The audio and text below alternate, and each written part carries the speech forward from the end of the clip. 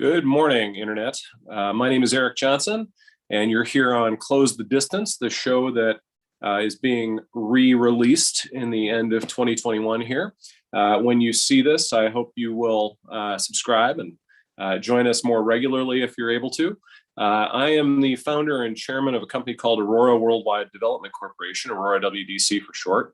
And I expect my interlocutors, Monica Nixon and Eric Garland, to join me here shortly.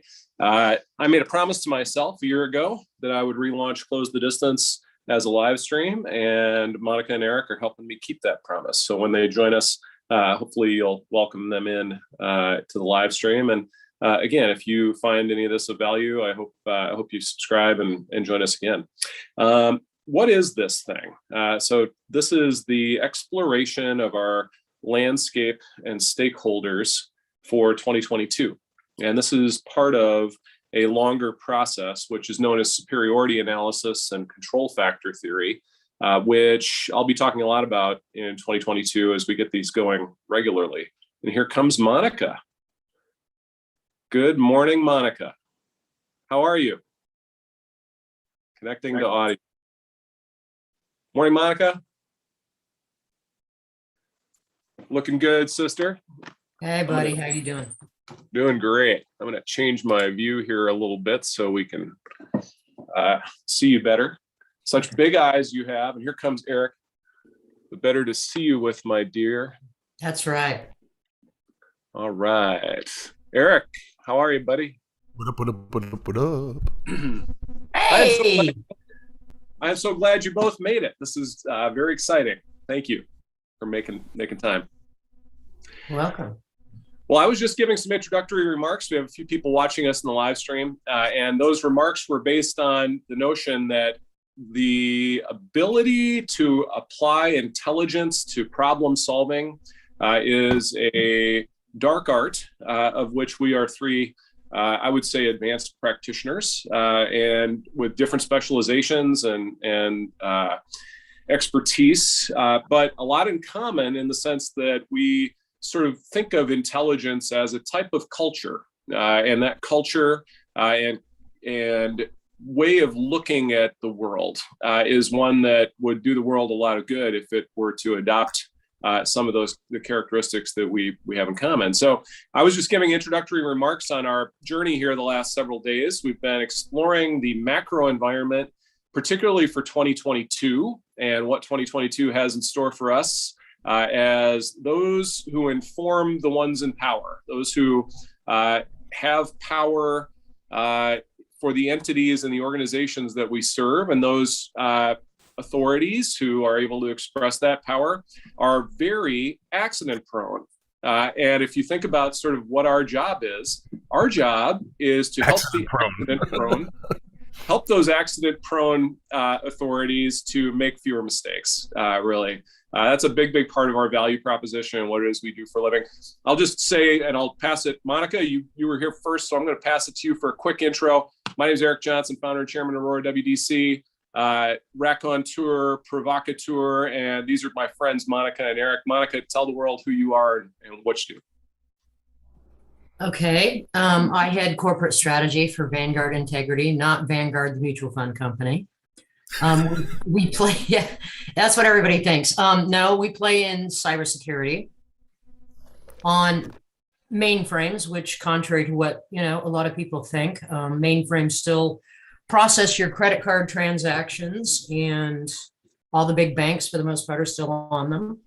Insurance companies, other banking related entities, as well as a variety of other government agencies and so forth. So I do mergers, acquisitions, risk management, right? And like Eric said, decision support. And I've spent my career largely in tech. Hewlett-Packard was my first intelligence-related job. And then I worked for Ricoh Japan after that. And I ran my own consulting company after that and worked at a startup and helped get them off the ground in the intelligence software space. So that's a little bit about me. My background is very deep in tech. Well, thank you for taking time out of your holiday vacation to spend it here with me and Eric. Eric, tell the audience about yourself. I'm an intelligence operative and analyst. So that means I've been going out and getting information in a legal and ethical way, no matter where it may lie, for 25 years now, and then explaining what I found and what it means to people who will very likely, despite having asked the questions and being paying for the service, will likely get some degree of uncomfortable and angry. And then I go into a mix of presentation, explanation, and grief counseling over what we've found. So Grief counseling, that's a good one. When I got started, I used to think that it was 95% gathering the information. It's like, oh, we got to get this information. Information is the most important thing. And, putting a blindfold on when you're driving an automobile, not a great idea, right? You want information in order to make decisions. But, I think maybe by year 6, instead of thinking 95% information, 5% presentation and client relationship, I realized it was flipped. It was about 5% information, and then 95% family dynamics counseling, grief counseling, CBT, cognitive behavioral therapy. We may need to. I had a thought for you guys. I think the intelligence community writ large really needs to draw more from like the licensed professional counselor, social worker pool. What do you think? Well, and the reason you say that is because the yield potential of all intelligence is measured by its actionability. And that is a very, very underappreciated element of what it is we do, that if we produce the most voluminously brilliant analytical product of our career and the client does nothing, whose fault is it? It's our fault. Because we have not produced the yield that ultimately enumerates our value. And we're going to get to demographics here in just a second, but I'll let you guys react to that hypothesis. So one of the things I've realized, when I jumped, for example, from Hewlett-Packard, which is a very intelligent savvy company that knew how to consume intelligence product, to, for example, Ricoh Japan, they'd never had somebody like me before.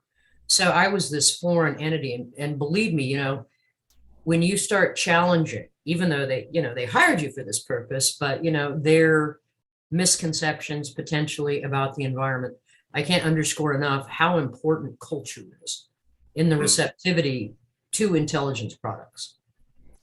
And sometimes, yes, that becomes part of your job, to what Eric was saying as well, is you have to educate them to understand how intelligence is even utilized, build the frameworks for them, and you're going to be greatly resented for some time. It's not a comfortable position.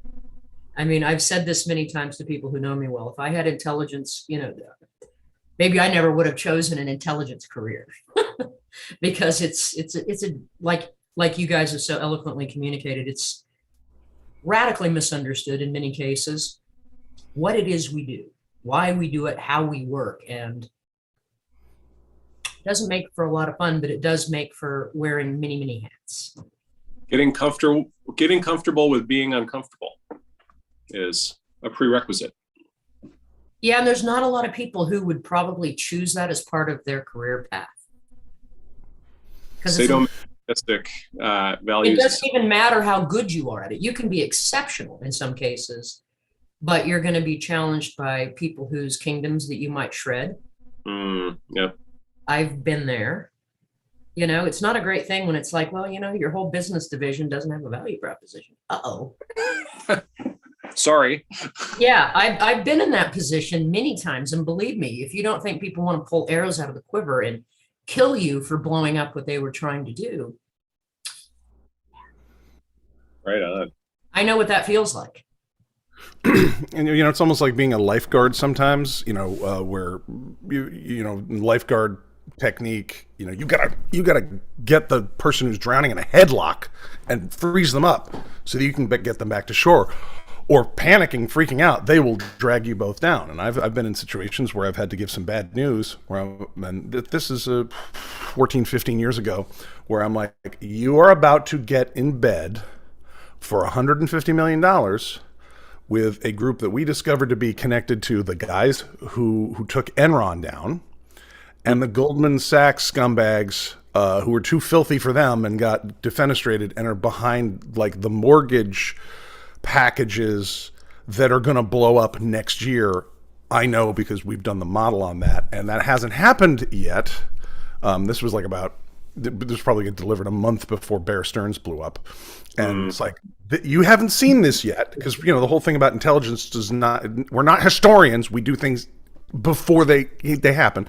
And it's like, if you make this decision, your bosses who already expected to have this project go forth are going to be upset, but they're not going to be as upset as if you blow up the 150 million and tie your careers, fates, and this company to this pestilential criminal squad. Thanks, and I'm sure you'll send us our check on time. And you know what? They were super angry about it, and they didn't go into that business, and they didn't get hauled before Congress or brought up on RICO charges, which they would have been. Yeah. Now, and did I get a thank you card? No, and I think the check showed up about 3 quarters later. On top, I mean, this was headlock. You're gonna hate this. I'm swimming you guys to shore, and there was no thank you note. But I put that's on the win card for competitive futures. Is like, I love you even though you hate me right now. I'm thinking about your your future. I just want you guys to be healthy, and this hurts you more. This hurts me more than it hurts you, but it will hurt you more later if I don't do it. So yeah. I don't know. That's why it's more of a spirit. It's somewhere between a sadomasochistic fetish and an avocation, a spiritual avocation. Why do we do this for people? I think for me, I don't know how else to act or what else to do. But if I think you're going to mangle yourself and others, and I have a tool like intelligence to go, let me tell you some things about it. Like, that was a perfect example where when we rounded the corner, well, who's behind that thing that you might get involved in? We go, oh, Enron! And this is 2007. This is not so many years after Enron. It's like, these guys built markets for Enron. This is like the largest scandal in history. You might want to think twice before hooking onto them. Well, that's a tool we have. We can go, oh, this is the shiny new, they're wearing new jerseys. They're shiny. We look behind this and go, oh, that's the Enron guys. And then we look around the other corner. Oh, that's the Goldman Sachs guys who are doing the credit default swaps. No, honey, you're going to burn yourself. I mean, why do we do that? I don't know. I just can't not tell people the truth, even if they're going to hate me, if I think it's going to save $500 million and a whole bunch of careers. That's just me. Right on. Well, what you reminded me of while you were talking there was we did a rebranding a few years ago. My company, Aurora, rebranded in 2017, I guess it was. In 2018, we had a marketing campaign to try and articulate what it is we really do. And we kicked this off about 9 days ago, and I wore this T-shirt, which was the marketing campaign from that 2018 year, Growth Champion. And the reason why we chose that vernacular was because the champion is not necessarily a hero. Sometimes the champion is, and I had to look up the name of the guy, Boagrius. Boagrius was the champion chosen by Troy to fight Achilles in single combat, because they knew that if they went to war, their armies would just slaughter each other. It would be so much death and destruction that both of their cultures would perhaps never recover from this loss of life, and ultimately the demographic consequences of that loss of life. And this is my segue. I'm getting us to our topic here. The demographic consequences. What's that? I said good, because we took you out beyond the shore. So bring us back, swim us back in. No problem. You probably saw the Brad Pitt movie a few years ago, and if you haven't, I recommend it. It's a nice holiday favorite of death and destruction and love triangles and all that sort of thing. But the Troy example is the one that I cite first. The other example, of course, is David and Goliath. The notion that the underdog has an unfair advantage when they weaponize a technology that the incumbent finds unfamiliar or even shameful. That you would use a ranged weapon to defeat me just because I'm 10 times your size. Is that what you're telling me? And that is the consequence writ large of not understanding how all of these trends will ultimately affect us. And by the way, the first stage of this process of actionability, translating insights into action, is to understand and define your macro environment. So if you don't understand and define your macro environment, you will not be able to win. It's as simple as that. Putting boundaries around the macro environment in which you choose to compete. And I think that's another part of this, is that competition itself is a very poorly understood thing by most people, because most people aren't very good competitors. There's an old saying that competition is for the competent, and most people are incompetent. And I think in particular, this current generation that we're experiencing somehow finds competition, repellent, that we shouldn't be competing for things. And the consequences of not having competition are you never evolve. Nothing evolves to become better, because you've always sacrificed the competitive dynamics that underlie everything. And nature, by the way, is competitive. It'll always return. Oh, yeah. Definition. Yeah. We've seen the Discovery Channel. We've seen, nature documentaries. We almost, yeah, it's competitive. It's we are the sons and daughters of survivors, who weren't afraid to get brutal. It's whatever it took. Well, we suspended that paradigm after the '08 crash. And, we've had 13 years of money printing, of not letting the brush clear out. Yeah. Now we've got all these zombie companies with their debt and all these bizarre instruments that makes Enron look clean. Yeah. And if people had any idea, if they could read a balance sheet, if they could read a cash flow statement, if they could start delving into all these, esoteric instruments that are underneath this, floating all this debt. And that just hasn't really risen, I think, so much to public visibility of how much trouble these companies are in. The minute that the Federal Reserve allows interest rates to rise to compensate for risk, or the minute the QE punch bowl is ultimately taken away. So I think we're sitting on the precipice of that.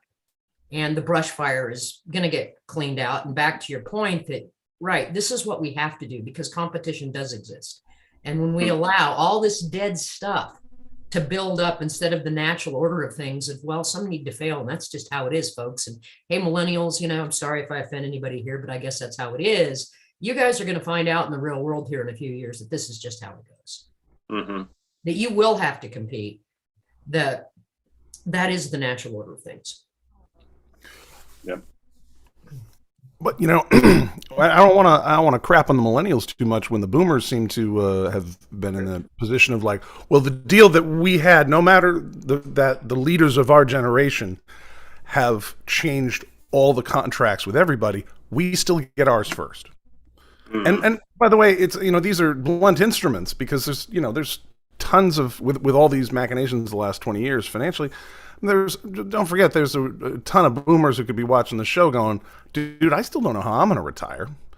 And not like on a golf course the way I wanted, but like eating and stuff like that. And so it's not, these are broad brushes. But the leadership, the boomer leadership seems to have been like, well, this is the order of things, and no matter what happens, no matter what facts underlie that, and even if those change and don't point to this outcome, this is going to be the outcome. Yeah. Which brings us back to your point about demographics, that I guess some of these people might have miscalculated just a wee tad. That didn't it used to take 2 people to support one retiree, and now it's well over. Yeah. And another demographic issue. I don't know if this is this demographics, this is economics. in order to keep all the rest of everything in the macro environment we talk about stable, there has to be a social contract. We were talking about that yesterday with ethics, and that goes into the law as well. There's just 7 billion people, and most of them do not benefit very well from the system that's in place, the system of authority. And that's a macro risk here. And I think, as long as you've been able to do, quantitative easing for those who are non-experts out there, that's when the Federal Reserve just prints dollars, and banks are allowed to essentially print dollars without legal authority by creating these basically unregulated debt products where they give loans where they have no intention of ever calling them in or no ability to call them in. So they're basically printing money without a legal authority, and so we increase the money supply, and then the people at the big bank level are able to keep their schemes going. But that is in the benefit of, and we know this, fewer and fewer people over time here. There's more people who are food unstable, who are having trouble making ends meet, meeting basic needs, comparing their wage to the food that they can buy or the transportation. And, that's been going on for a while now. And we were talking about the French Revolution a couple episodes ago, I think. There are tipping points at which, when the great masses of people realize, no, you're never going to get up to this other level. And that other level may be making your basic ends meet because we're busy keeping Citibank from having to explain exactly what its balance sheet looks like. Sorry, you can't eat and, whatever. You can be subject to all kinds of ignominious treatment because the Chinese Communist Party can't admit that really its numbers are fictitious. And, everything else we talk about, Swiss banking, the monarchy banking offshore and doing this and that. I don't know. We get into all the facets of how authority and power run the place. There's a point, though, at which there's just in terms of demographics, there are just so many people who are not part of that mythology. They are not represented by it, no matter what their nationality says, no matter what the constitution in the country they live in says. They're not beneficiaries of that system anymore. And,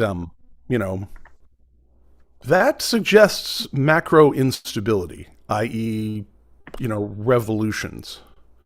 And, we've, in this past year, ever since the 6th of January, 2021 in the United States, where there was an assault on the Capitol of a fairly weak type, right? That was, despite being very, very shocking, it was not a particularly strong showing in terms of weaponry produced, on either side, right? There is the capacity for more instability, though, of gnarlier sorts. And, I almost wonder if that insurrection wasn't more to keep things in line than it was to throw everything off. So, what happens when the majority, or, what happens when people no longer believe that that they're going to benefit from the systems that we all sort of sign on to in society? Well, they might stop having children. And I think that's what we saw. The biggest surprise, I think, of the pandemic for me was how wrong the baby boom projection was. Here we were sitting around in March of 2020 saying, boy, all these couples are going to be, locked down at home and having, babies, making babies, so to speak. And the exact opposite happened. The birth rate, I think, fell dramatically. And we're talking like, we were at 2.1 or thereabouts 2 years ago. We're at like 1.3 now. We are not replacement level, civilization anymore. And we see the consequences of that kind of thing with China. China pursued the baffling one-child policy until 2015, when it was unofficially ended and later officially ended. Now you can actually take out a very low interest loan in order to have a baby in China, because they know there aren't enough young people to take care of the old people. And they're looking at Japan as the kind of prototypical example of that. I looked back 20 years ago, I think it was 2001, the fastest growing export of the nation of Japan was elderly people.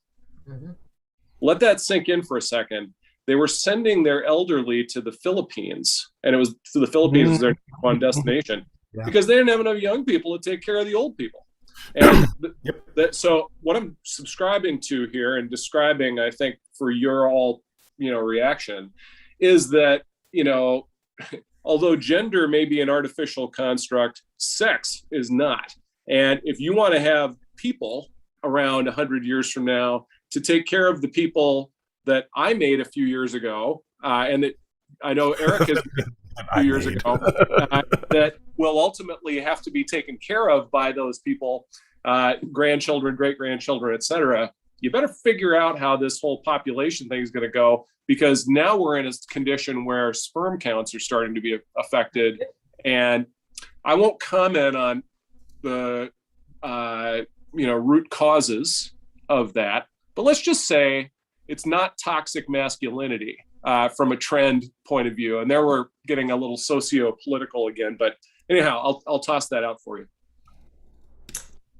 Yeah, so that does certainly present some problems. And I think that that's something, we've talked about a couple times, that, to your point, demographics have shifted. We are going the way of Japan. And with this debt load and everything we've done, how all those contracts are ultimately going to play out, well, it becomes less viable. So the Chinese question is fascinating, because that one child policy combined with a preference for male children led to some very, if you ever read how the government enforced that policy, it's definitely human rights violation, The Hague territory, Nuremberg trial kind of shit, frankly. Yeah. But nevertheless, they wanted one child, and you wanted one male child. Okay, but now you have 3-4 grandparents around with one grandchild, right? And that they intentionally lopsided the pyramid on that, and also created the world's biggest sausage party, right? We were I'm not joking, this is some years ago, we were this might have been 20 years ago, this would have been a good Coates and Jarrett topic. We were talking about the likelihood that China might militarily aggress Taiwan just for the women, because there wasn't going to be enough wives to go around. And then when you have any situation like that, they have some of this in the Arabic world too, where if there's too many dudes and financial stability is the only thing that will get you a wife in countries that are where there's a huge lopsided economic pyramid, or it's a dicey proposition. The economy rises and falls rapidly. Well, your ability to get a woman and a wife and have kids, it's really very unstable as well, which no wonder you got guys willing to go off and get in a religion and blow themselves up. I mean, frankly, if you tell them that they're never going to have a hot date on a Thursday night, I mean, this is stuff that does, these are not future trends. These are not, there's some things that are immutable. They're not social trends. It's just, they don't need promotion. Government policy doesn't really affect it directly. That's something that human beings are going to be interested in. And we have these social policies or these social practices that violently upend that. You can have some very dramatic results. So, how can China true up all the fake Evergrande debt with their bogus GDP, with the on the ground facts that they got too many grandmas and one grandson for the lot of them, and 30 million overbuilt apartments by their own concession? How many? 30 million was the number I saw, and you can bet there's more than that. Well, and I think there is. So I think that policy around constructing apartments that no one lives in, or may ever live in, is reflective of the value structure in China, where wealth is enumerated by property, and you have a political system where you can't own property. You can't own the land. Even if you build a billion-dollar skyscraper in the middle of downtown Guangzhou, the land underneath it belongs to the state, and you will have to move your billion-dollar skyscraper if you want to own it, truly own it. And I recall back in the 80s, that was one of the trends when it became clear that Hong Kong was going back to Chinese rule, is they started making these erector set skyscrapers that could be dismantled and moved to Vancouver, which was the principal destination of a lot of Hong Kongers in the 80s and 90s. Well, it was, I think, what year was it that it went back to China? 91? I don't remember. But the nature of how your society understands wealth, that's a big part of this whole thing. And China, I think we've underappreciated China's indebtedness as an overall economic trend globally. China caught up to us pretty fast in terms of its national debt in order to fuel the urbanization trend, which, by the way, I would put under demographics. Urbanization resulted in, 1 billion people moving from the countryside into the city over the last 25 years. And the consequences of that, I think, are that those 30 million unoccupied apartments, the expectation is we just got to keep moving people out of the countryside and get them into town so that they can live in those condos. Now, I was in Hong Kong about 6 years ago setting up a company, and I hung out with a guy who used to be the managing director for, I think it was Thomson Reuters. And we were walking around in one of the ritzier parts of Hong Kong, and he's showing me these, condo towers and saying, the average price of one of the, condos in this tower is about 10 million US dollars. I said, dang, son. I mean, how do they keep that up? How do they sustain that? And he said, 100-year mortgages. If you have a 100-year mortgage that your grandchildren are going to pay off, then, no problem. I said, well, where do you live? He said, in that one. And I went, dude, even if you are managing director of Thomson Reuters Asia, a $10 million condo is, not chicken feed, so to speak. And I think back to demographics, if we continue to concentrate power, and I think that's really the bottom line, is the concentration of power among the hands of the few describes the fundamental miscalculation of what demographics is all about. De-urbanization, I think, is what you saw as a result of the pandemic. People leaving the city because they did not want to be subject to powerful authoritarians who told you have to show your Vax passport to go to TGI Fridays. Welcome to New York City, by the way. Enjoy Broadway. So I'll let you guys get a word in. Or they thought they were going to get sick as well, because Vermont, where I'm from originally, got a big influx of folks. Yeah. Which would be fun. I'd see people on Twitter like, we moved to Vermont. I'm like, hope you brought a winter coat, a real one. You're going to find we get pretty cold winters in New York. Oh, do you now? All right. But first of all, it's funny you bring up health and cities. Cities didn't replace their own population until I think the late 19th, if not early 20th century. I think that the urbanization rate around the time of the American Revolution would have been about 3%, 4%. Most people never saw a city. And when I say cities did not, grow their own populations without people moving into them until the 1900s, that was based on health, because cities were where you went to get sick. It's also where you could make money. That's where you could concentrate markets and stuff like that. But because of our lack of mastery of the biological world until very recently, in terms of our skill with chemistry, medicine, and other scientific disciplines, much less the meta policy of public health, you had to keep people moving in because people would die quicker in cities than they would out in the country. Now we think of being out in the countryside as, you're going to be away from all these doctors. Well, being around a large group of people is generally a very unhealthy thing because of communicable disease of all sorts. I mean, cholera, tuberculosis, the plague. I mean, these were, much less syphilis and stuff like that. We don't even talk about that anymore. But like people used to, like the wealthy couldn't even get out of the way of that.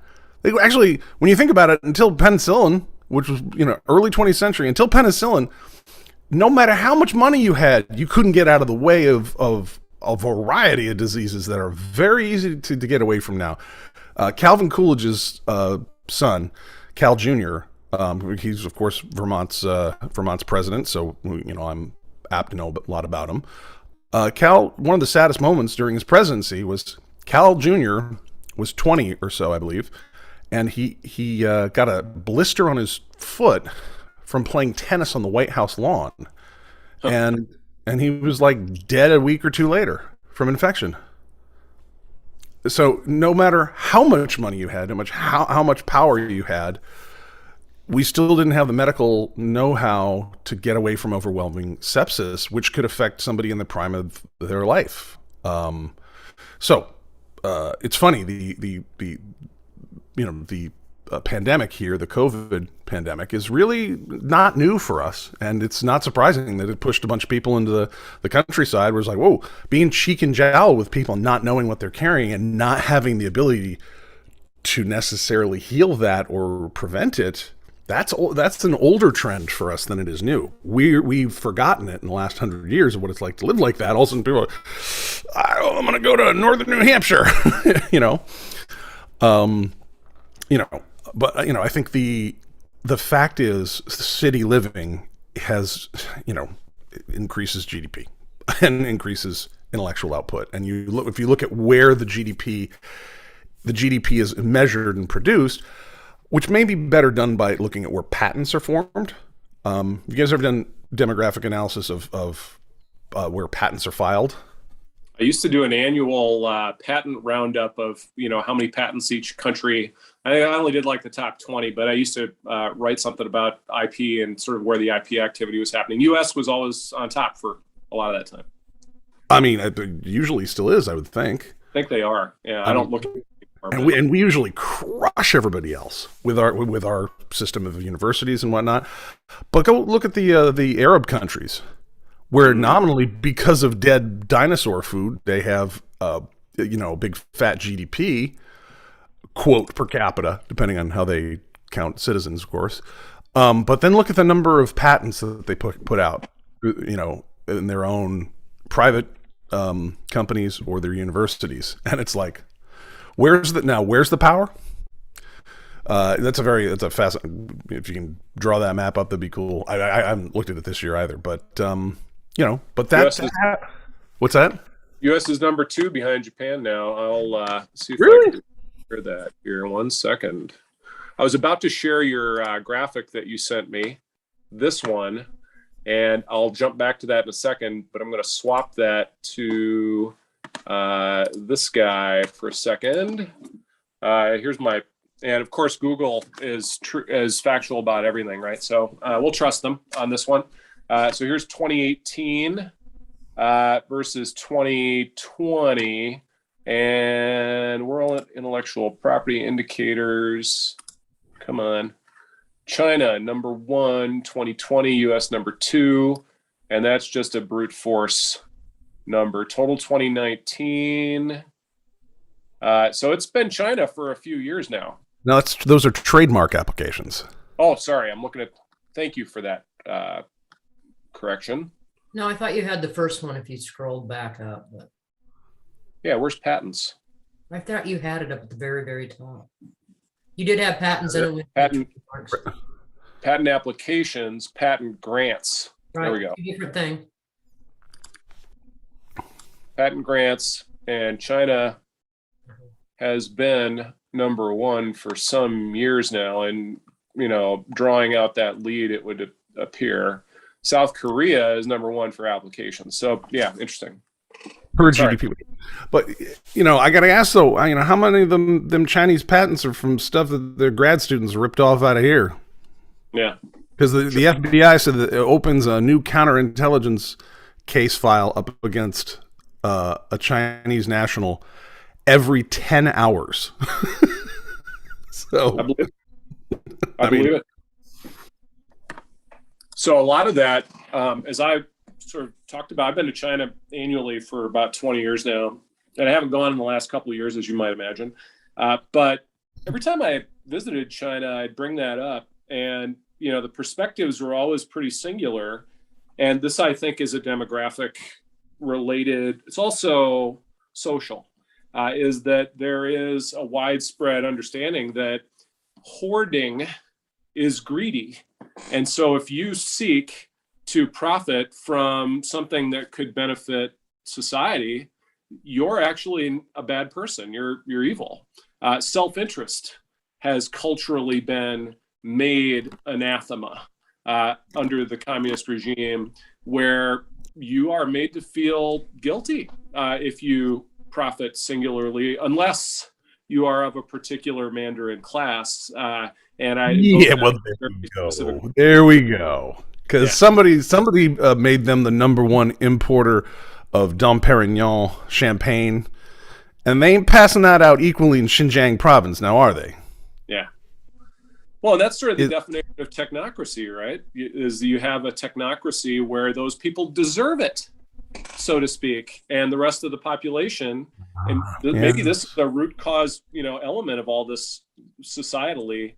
And part of the demographic story, maybe I'll throw it out, is that we have a technocracy that is elevated above the rest of the unwashed masses, and that elite is allowed to enjoy these benefits disproportionately to their social contribution, because you guys are too stupid to understand how to organize society, right? That we're technocrats for a reason. And talent on loan from God. I'll invoke our erstwhile, head of the NIH, Dr. Fauci. But there's a great, poster child for the technocracy, so to speak. And I think this has permeated our society in a way that is very, very counterproductive. It's very counterproductive to the vast majority of people in our society. And I'll even say that number has gone from probably more like 40% to 60%, at least of American, residents, population. All right. Have you been following the Varsity Blues prosecutions from the FBI? Are you guys familiar with that at all? I think it was a movie a few years ago that I don't particularly remember very well, but inform us. Monica, you remember this at all? I remember the movie, like he said. And I can't remember much about it. As far as fast forward that to something that pertains to today, you're going to have to enlighten me. All right, I guess I get to be the bearer of good news. So there's been a rather historic set of prosecutions here of parents, wealthy parents cheating to get their kids into college. Okay, yes, we're all familiar with that. Okay. So this revolved around a little scheme in Hollywood where you had Lori McLaughlin trying to get her kid into USC, right? Yeah, she was the marquee of that because she had been an actress on Full House, and her husband Massimo Giannulli from the Schmatta business. He's the textiles business, which is when international textiles has got some other angles to it, and I think there might be a connection in these investigations, but I can't be sure. But I am sure that they came upon a bunch of people using some dude in West Hollywood named Sergey to set up their kids to have their IDs presented fraudulently, and have some dude take their SAT or ACT tests to make them look demographically more elite intellectually than they really are. And then you combine that with the academic or the athletic scholarship, where they were making deals with the water polo coaches.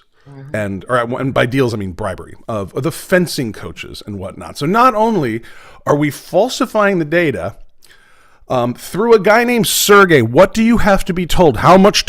What could be a sign of you're not really elite and you don't really know what the hell's going on? You're working with a dude in West Hollywood named Sergey. What do I need? Wearing a tracksuit. Wearing a tracksuit. A medallion, probably. No, it's no problem. We get the SATs. I know, guy. It's fine. You pay me non-sequential unmarked bills. Be good. I mean, Are you you're sure too he dumb. wasn't from New Jersey? What's that? No, that's his cousin Ilya does the New Jersey one. Anyhow, I set that up for you later. You're too dumb to cross the street if you're doing your scam on the American college system with a guy named Sergey in West Hollywood. You just go to prison for that alone. But anyways, it's taken in a whole bunch of actors and actresses, other fund managers and whatnot, and so we're demography is there's going to be these bell curves on athletic ability and on intellectual ability, and in terms of who deserves all the Dom Perignon in China or in the United States or whatever, we have this narrative that we buy into that if somebody is consuming all those salmon mousse and Dom Perignon, that they must have done something to deserve it, or to keep the the masses from jumping over the hedgerow, killing everyone at that party, and taking everything out of their pockets and fleeing back to their home, which is a messy way to live, right? Well, this Varsity Blues thing is not the biggest scandal that's happened in the U.S., but there's worse ones, of course. But this tears so much at the notion of meritocracy, which is a phrase I believe that was used originally in an ironic or sarcastic sense.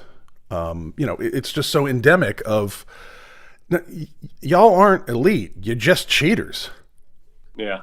There's been a lot written about that, actually, particularly, when Jared Kushner, about him and Harvard and this, that, and the next thing, he's not exactly a brainchild. When Betsy DeVos, whatever her name is, took over the education department, there were some articles written about, well, wait a minute. Even this other generation above some of these people, like you say, the meritocracy angle, their kids, you talk about the Trump kids, a lot's been written about that, they were born into this kind of wealth. They never really accomplished a whole hell of a lot on their own. Yeah. And hence they're not particularly competent, but they're very entitled. I mean, how did Jared Kushner get into Harvard? Yeah. No idea. How did a lot of these kids get into these elite, colleges? Well, daddy donated a building, bought half the wing of the library, whatever it might be, right? Sure.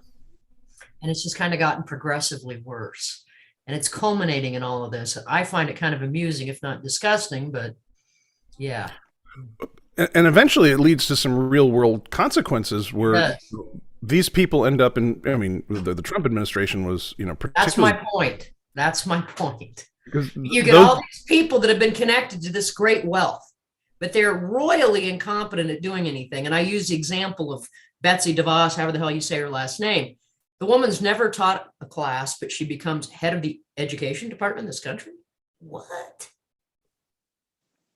Jared Kushner, the administration, whatever role he played, multiple different ones in the Trump White House. It's just like, oh, Lord, people. And how many other examples of that? And I'm not picking on Trump specifically. I'm sure it's happened in other administrations. It's just there were some pretty clear examples there. What was the guy that was the Labradoodle breeder, and he got some, the dance role? Do you remember that? I can't remember what it was, and it was like, oh my God.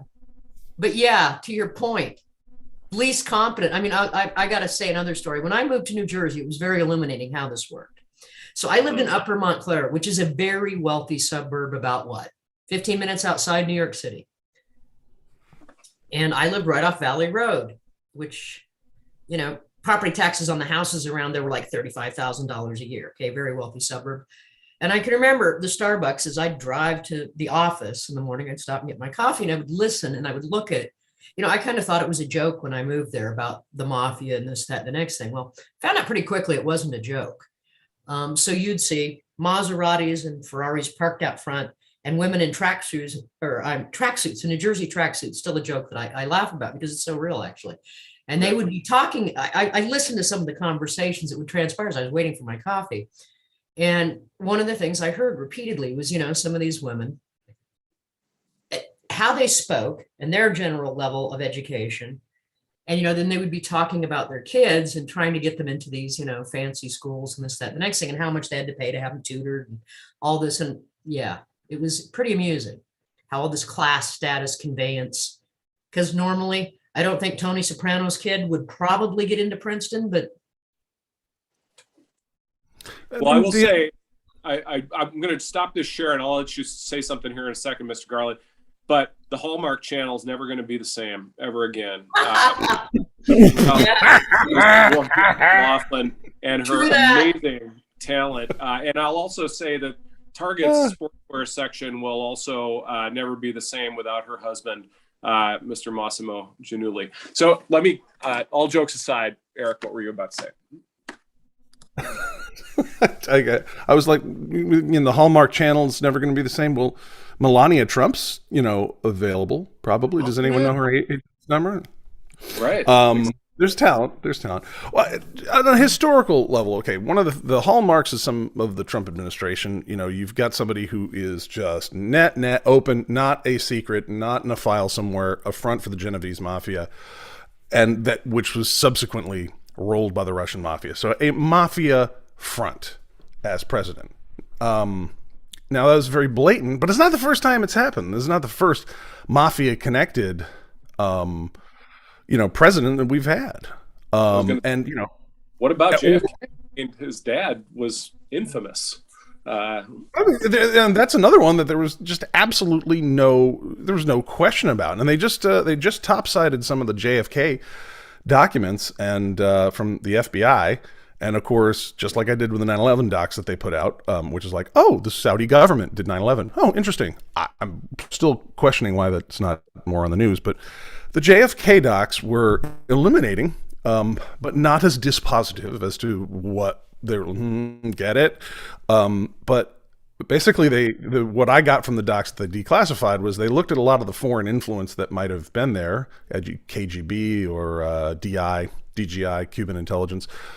They looked into that, Mexico City and all over, and there didn't seem to be as much of a foreign hostile intelligence service angle there. But holy crap, did Meyer Lansky and Santo Trafficante and in Tampa and all the mob guys, that investigation was about organized crime's interest in taking revenge on the Kennedys, which I think you could look back and go, he gets in and his brother, he puts his brother in as attorney general, which looks like, if you're a mob guy, that's a pretty good setup, right? Because these are Joe Kennedy's kids. And then all of a sudden they turned on organized crime. They started investigating and they didn't like it too much.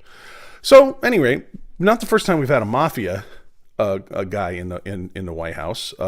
Also, if you know Harry Truman's background in Missouri here, no. He was straight up Tom Pendergast's boy. Tom Pendergast was the mafia don of Kansas City, essentially. And FDR hated him, but he was a power player in the Democratic Party, and that's why. And actually, it made him he knew that he represented corrupt interests. So when he got elected office, my understanding is he tried his hardest to get the regular people infrastructure and goods and products or services and whatnot to try and make up for his patronage and whatnot. And as far as crooks go back to like Harding and Hoover. I mean, those guys had the price list hung in the front of the Resolute desk. So it's not the first time we've had mobsters and crooks up in a White House. That's not the first time. But it was the first, it was like a metastasis. It was like this thing that may be, Monica, you're talking about being in Jersey and the guys talk about getting their kids into schools and this and that. That's an old story, but this last period with Trump was just a little obvious, guys. It's like we have somebody who is a he's not the front for maybe this guy who's also a front for, no. I mean, this guy's straight up owned by the mob.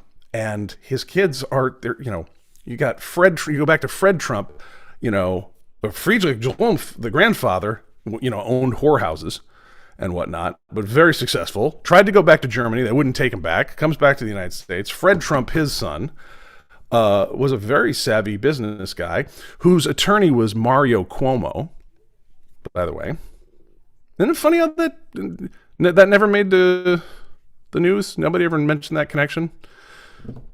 Because, the Andrew Cuomo and Chris Cuomo, his sons. And Mario used to be the governor of New York, and nobody mentioned that Mario Cuomo was Donald and Fred Trump's attorney from the 50s on. Back to demographics. I'm sorry to interrupt you, but we got to tie this off here for today. By the way, I didn't mention it's Thursday, December 30th. We've got 2 days left in 2021. And I don't know what we're going to talk about tomorrow, but I'd love to have another quick conversation tomorrow on New Year's Eve. Short one. Keep it short, again, for the health of my marital bliss here at the Johnson household. It would be important for me to take certain days, light ones. Kathy Gray, by the way, Eric, you mentioned that she's a friend of yours who's been watching us. And she had a question in the YouTube chat that I missed. I was going to say unintentionally ignored. And the question was around the recent shift to the red states as shown by the last census. You also, Eric, had a graphic that you shared, which I'm going to throw on the screen right now so that you can make your point about it. And then let's talk about Kathy's question about the shift to the red states before we tie things off. Oh, I was just pointing out that the birth rate was kind of already on the way down according to national statistics, but boop, we see a drop off in 2020 there. So makes sense. People don't like having kids in uncertain economic times, so that made total sense. Well, why are people going to the red states? I live in one of the reddest of the red states. It's seen a massive flux of people in, right? So if you talk to them about, why they're coming here, a lot of it's political. Most of them are retired because there's no jobs here. So that causes a problem if it's younger people.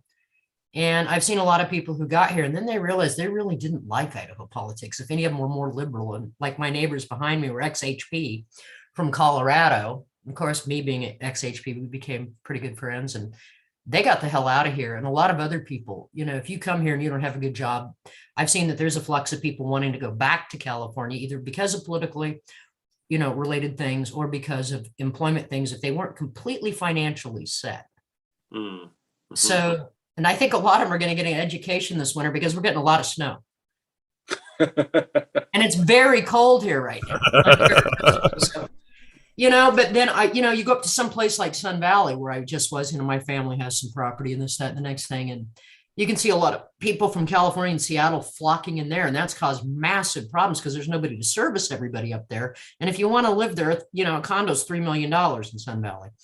So, they flock out to Haley or Bellevue, and even that's getting, more expensive, and it kind of came to a head as a real crisis last summer where I think it was either the mayor of Ketchum or whatever, was getting pretty snarky and saying, well, let all these people shower at the Y and where are they going to sleep and where are they going to live? And so there's it's changing some stuff here, but to your point, it's, how all that's really going to shake out. I mean, I know that I saw some articles not long ago that said a lot of the Californians that flocked out at some juncture, they actually want to go back.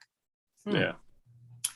And what do the people that want to go back look like demographically overall? I'm not so sure that those are the people that are flocking out here. Although I have seen recently a bit of a shift where there are some younger people that can telecommute. They're not coming into Boise so much because Boise, the main city, like where I live, has gotten so expensive. They're going out about 30 minutes where like Cuna and some of these other little things, and the price on those areas are going up too, but it's still so much cheaper than California. And I guess they're presuming that they're going to telecommute forever and that they're not going to be called back to the office. Mm-hmm. So you've got this whole thing of how it's going to shake out here. It's kind of fascinating to me, but the housing bubble nonetheless here is still crashing. Yeah. One of the things I've been watching the last few years is related to economic development and migratory trends between metropolitan areas. And Milwaukee is the biggest city here near where I live in southern Wisconsin, south of Madison. Madison, for many years, was considered one of the best cities to live in America. I think it's still in the top 10 pretty reliably. But Milwaukee has never been in that list. And some of it is because a lot of it has become because of demographics. As I've gotten to be friends, and I'll even say close friends, with many people in the Milwaukee area, and our software business is based in Milwaukee. The First Light team is arbitrarily sort of headquartered there.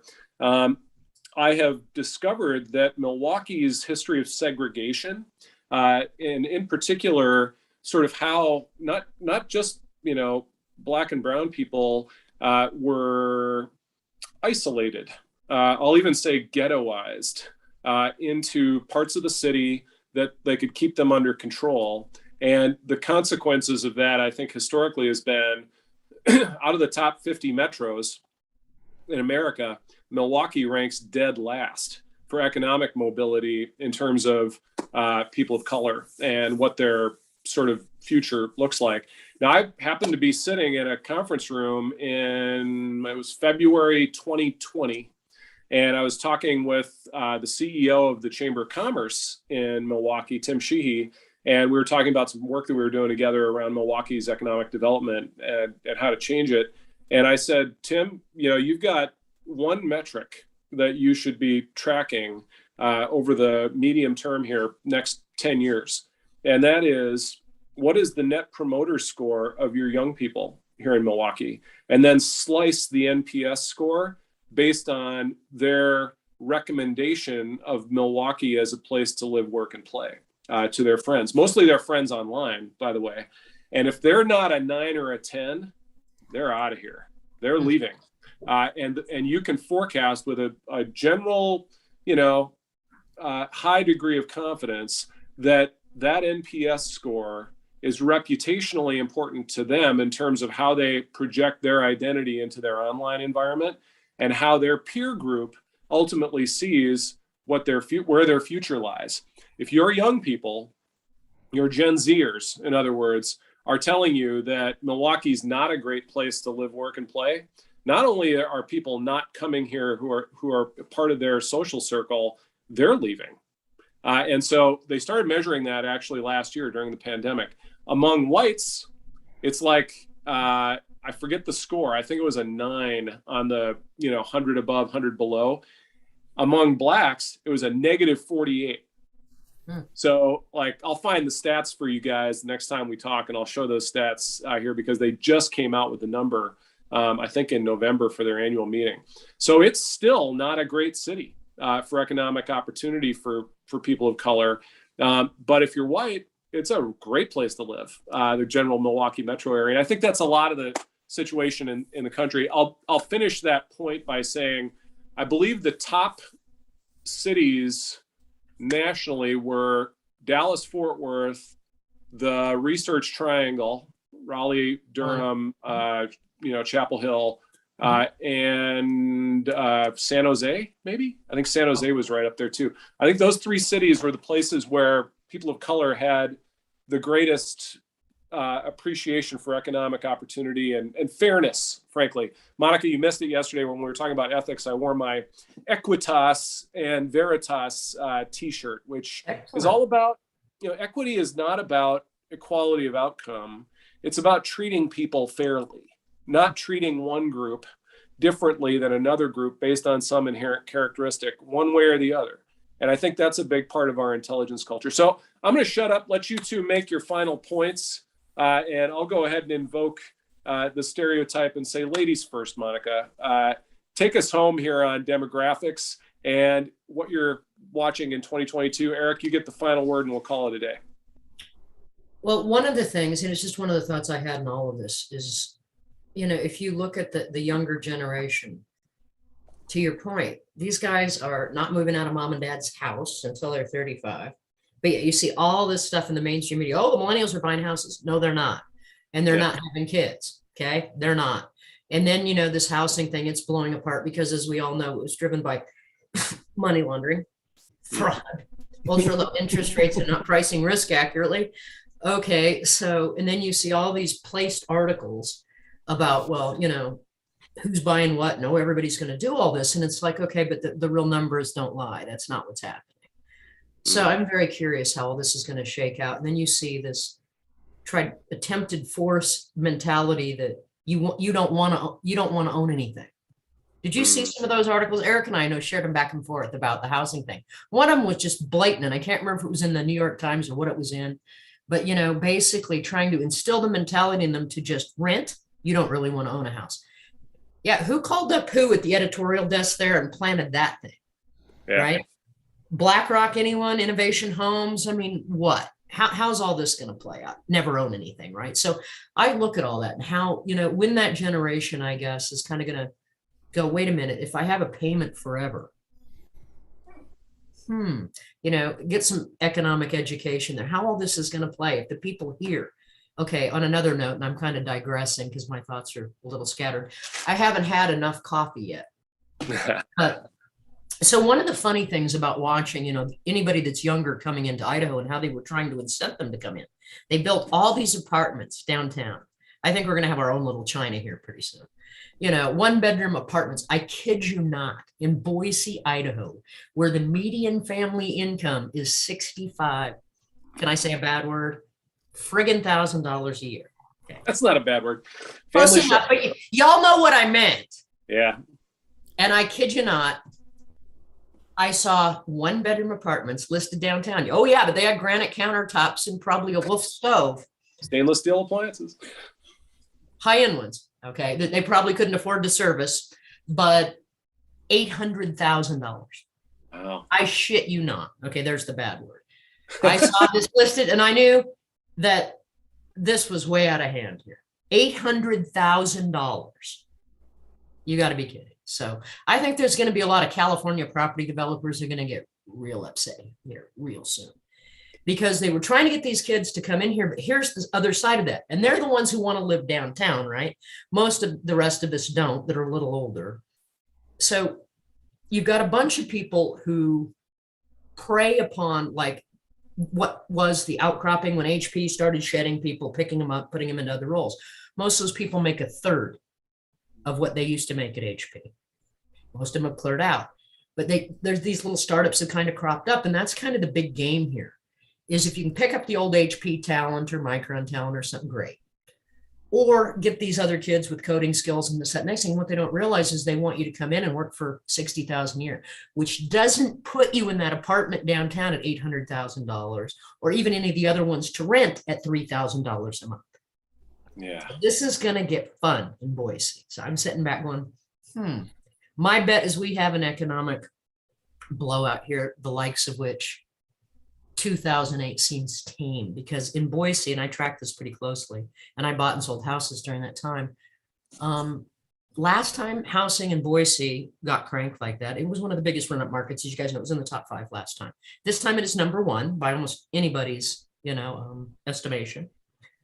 So how far do we have to fall this time? Last time it was over 50%. So setback. And I mean, they were trying to, I get things in the mail. Don't you want to buy some more houses? Boise was up 38.5% last year. Get the hell out of here. Okay. So Boise is going to be a very, very interesting market. And I live right in the center. So. Well, I've been tracking some of those stats nationally, and Boise is number 1 in terms of appreciation.